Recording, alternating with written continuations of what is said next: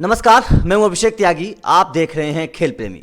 मेरे साथ मौजूद है अंकित और आज हम चर्चा करेंगे सुशील कुमार को लेकर, क्योंकि सुशील कुमार का मुद्दा इस वक्त खूब गरमाया हुआ है। काफ़ी बातें सुशील कुमार को लेकर चल रही हैं और सबसे बड़ा सवाल ये है कि सुशील के करियर का अब क्या होगा, और दूसरा सवाल ये है कि इस मामले का भारतीय कुश्ती पर कितना असर पड़ेगा। यह देखने वाली बात होगी और यही इसी बात पर चर्चा करने के लिए मेरे साथ मौजूद है अंकित। अंकित, सबसे पहला सवाल मेरा यही रहेगा कि अब सुशील कुमार के करियर को आप किस तरह से देखते हैं? देखिए, जिन धाराओं में सुशील कुमार पे मामला दर्ज हुआ है और हत्या का उन पर आरोप है, तो मुझे लगता है कि अगर ये आरोप सही है तो कहीं ना कहीं सुशील के करियर पे तो ग्रहण लग चुका है। और ये एक अच्छे कैरियर का मतलब सुशील कुमार एकमात्र इंडिविजुअल ऐसे खिलाड़ी रहे हैं इंडिया में जिन्होंने 2 ओलंपिक मेडल जीते हैं। तो मैं वही कहूँगा कि शायद यहाँ से कुछ बेहतर तो है नहीं, क्योंकि जितने भी साक्ष्य अभी एविडेंस हैं, जो वीडियो वगैरह हैं जो दिल्ली पुलिस ने अभी रिकवर की हैं, वो सभी सुशील कुमार के अगेंस्ट में जा रही हैं। तो मेरे हिसाब से कहीं ना कहीं एक ग्रहण तो सुशील कुमार के कैरियर पर लग ही गया है। बिल्कुल बिल्कुल अंकित, दूसरी बात यह है कि देखिए, अब हम सुशील कुमार को किस तरह से इंट्रोड्यूस करें। एक ओलंपिक मेडलिस्ट के तौर पर करें, एक अवार्ड जीतने वाले, अर्जुन अवार्ड क्योंकि जीत चुके हैं, उसकी तरह से पद्मश्री अवार्ड भी सुशील कुमार जीत चुके हैं, उस तरह से इंट्रोड्यूस करें, या फिर एक अपराधी के तौर पर इंट्रोड्यूस करें, क्योंकि सुशील कुमार वक्त के साथ साथ सुशील कुमार के किरदार बदलते रहे हैं। अब लेकिन सबसे बड़ा सवाल यह है, क्योंकि सुशील कुमार के साथ विवाद पहले से जुड़े रहे हैं, 2017, 2016 रियो ओलंपिक 17, तो इस तरह से तमाम जो विवाद हैं सुशील कुमार के साथ जुड़े रहे हैं। तो पुराने विवादों को और अब के जो विवाद है उनमें आप किस तरह के देख रहे हैं बदलाव? देखिए अभिषेक, जहाँ तक मैं सुशील कुमार के बारे में जितना मैंने अभी तक सुना है, पढ़ा है, या मेरी जो अपनी रिसर्च रही है सुशील कुमार के, ये आपने सही कहा कि सुशील कुमार का जो कैरियर है वो विवादों में लगातार रहा है। चाहे उसमें नरसिम्हा वाला केस रहा हो, डोपिंग में फंसाया था, और जहाँ तक अब अगर हम पीछे मुड़ के देखते हैं उसको, तो लगता है कि जो उस टाइम पे नरसिम्हा ने अपना एक इंटरव्यू किया था कि भाई वो जो नशीला पदार्थ था या जो मतलब प्रतिबंधक दवाएं हैं वो उनके खाने में मिलाई गई थी, वो कहीं ना कहीं ठीक हो लग रही हैं अब। और एक इनका भी मारपीट का केस आया था प्रवीण राणा के साथ। तो है क्या ये, इसमें आपको क्रोनोलॉजी समझनी होगी।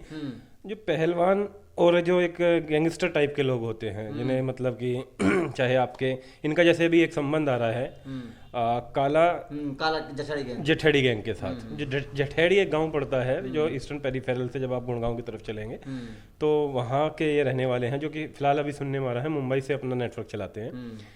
तो यहाँ पे एक, हालांकि ये भी जांच का विषय है, इस पे बहुत ज़्यादा मतलब कमेंट हम नहीं करेंगे, लेकिन इसमें जो एक नई थ्योरी सुनने में आ रही है वो ये है कि ये विवाद जो है दरअसल में एक मकान पे कब्जे के लिए लेके है। एक समय के बाद क्या होता है कि आपके पीछे फेम होता है और आप उस रेसलिंग बैकग्राउंड से आते हैं, तो उसमें क्या होता है कि आप एक ऐसा भी सुनने में आ रहा है कि सुशील कुमार एक नेटवर्क चला रहे थे जिसमें कुछ भी अवैध प्रॉपर्टीज टाइप की जो थी, टोल प्लाजा पे अवैध तरीके से वसूली। जी, उसमें काफ़ी समय से सुनने में आ रहा था। लेकिन सुशील कुमार नाम इतना बड़ा था, इतनी बड़ी पहचान थी कि आसानी से छोटे मोटे लोग उस पर बहुत ज़्यादा बोल नहीं पा रहे थे। इवन आप इसमें भी देखेंगे तो पुलिस भी कुछ समय तक मामले में उस तरीके से कार्रवाई नहीं कर पाई, क्योंकि 7 घंटे बाद एफआईआर दर्ज। जैसे अभी आपने कहा कि पद्मश्री, अर्जुन अवार्ड मिले हुए खिलाड़ी पे आपको हाथ डालने के लिए बहुत बड़े एविडेंस की जरूरत पड़ती है। अदरवाइज अगर आप गलत हो तो आपको अपनी नौकरी से भी हाथ धोना पड़ सकता है। तो इसमें जो एक चीज़ निकल के आ रही है कि ये जो जितना सीधा इस मामले को समझा जा रहा है, मुझे नहीं लगता कि इतना सीधा ये है। अभी परत दर परत जब जांच होंगी, जांच के विषय हैं, एक एक सच्चाई आपकी निकल के बाहर आएगी। क्योंकि एक मकान के 1 महीने के रेंट के लिए किसी का मर्डर कर देना, ये गले से नहीं उतर रही। एक थ्योरी जो निकल के ये भी आ रही है कि जिस मकान को अभी सुशील जी की वाइफ का बताया जा रहा है, वो मकान भी मतलब ऐसे ही था, कब्जाया हुआ मकान था, उसके पेपर वगैरह तैयार कराए गए हैं उन्हीं के नाम पे। तो हालांकि ये जांच का विषय है। उसके बाद इनको बैठाया गया, सागर धनखड़ को। सागर धनखड़ 2012 से इनके अंडर में ट्रेनिंग ले रहे थे और इनको गुरु मानते थे वो। तो क्या विवाद रहा, हालांकि देखिए अगर नॉर्मल पर्सपेक्टिव में आप देखेंगे तो बहुत कुछ समझ में खुद आ जाता है कि हो सकता है एक एंगल ये भी हो सकता है कि सागर धनखड़ उस मतलब कि कुछ अनबन रही हो इनसे, और वो अनबन इस हद तक पहुंच गई कि ये बताया जा रहा है कि 4 तारीख की शाम को रात को इन्होंने गन पॉइंट पे इन्हें अपनी गाड़ी में बैठा के और छत्रसाल स्टेडियम में ले गए, क्योंकि छत्रसाल स्टेडियम में क्या है, सुशील कुमार की तूती बोलती है। सुशील कुमार के जो ससुर हैं सतपाल वो वहाँ के हेड हैं। हाँ बिल्कुल बिल्कुल ठीक है, तो वहाँ पे इनको भी ये डेपुटेशन पे एक्चुअली वहाँ पे आए हैं, स्पेशल ऑफिसर की पोस्ट पे वहाँ पे हैं, एक्चुअली डिप्टी डायरेक्टर की पोस्ट पे हैं वहाँ छत्रसाल स्टेडियम में। तो इनका भी काफ़ी वर्चस्व है। और प्लस क्या है कि एक जो होता है ना, एक फेम आदमी पे संभाला नहीं जाता है, वो फेम उन्हें मिला था और अभी उनको मतलब पैसे की मतलब हर तरीके की अभिलाषाएं आदमी की जागृत हो जाती हैं और अपना नाम वो चाहता है कि भाई वही वो हो। तो कहीं ना कहीं सुशील कुमार के साथ एक ये भी केस रहा कि काफी विवादों से जुड़ा रहा, तो एक जो फेम था वो उन पे शायद संभाला नहीं गया। बिल्कुल अंकित, एक सवाल ये भी उठ रहा है कि उनके परिवार वाले, सागर धनखड़ के परिवार वाले खुलकर सामने आ रहे हैं और बोल रहे हैं कि उनके अवार्ड वापस होने चाहिए। और ये भी आरोप वो सीधे सीधा लगा रहे, जैसे आपने बताया कि सुशील कुमार लगातार आरोपियों के साथ थे, अब अपना गैंग चला रहे थे, तमाम बातें कर रही हैं। लेकिन अवार्ड की अगर बात आती है तो क्या अवार्ड वापस हो सकते हैं या फिर होने चाहिए?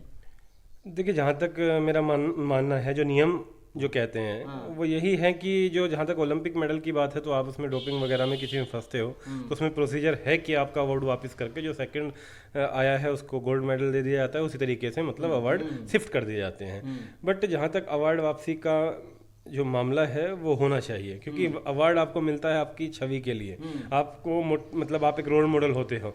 तो कोई भी अर्जुना अवार्ड मिलने वाला खिलाड़ी और वो बाद में उसको एक मर्डर में उसका नाम आए और जो कि मेन कल्प्रिट हैं यहाँ पे ये, तो मुझे नहीं लगता कि वो उस अवार्ड के लायक हैं। क्योंकि अवार्ड एक मतलब आपको एक स्पेशल मतलब एक रोल मॉडल के रूप में आपको देश के सामने रखता है और कोई नहीं चाहेगा कि एक अर्जुन अवार्ड एक मतलब जो इसका नाम हत्या आरोपी के रूप में आए। लेकिन मैं एक बात और कहना चाहूँगा यहाँ पे, हालांकि मरने वाले के साथ संवेदनाएं सभी की हैं, लेकिन ये अभी जांच का विषय है कि जिससे जो खिलाड़ी उनके लिए कोच के मतलब जिनको उन्होंने गुरु माना था, आखिर गुरु ने अपने ही चेले की हत्या क्यों की, या मतलब ये स्थिति क्यों बनी, उसके पीछे क्या वजह है? बिल्कुल, क्योंकि मैं ये गले से किसी के भी नहीं उतर रहा कि 1 महीने का रेंट लगभग दिल्ली में 10 से 12 हज़ार रुपए, 15 हज़ार रुपए के ऊपर, मतलब ये इतने बड़े खिलाड़ी हैं और मतलब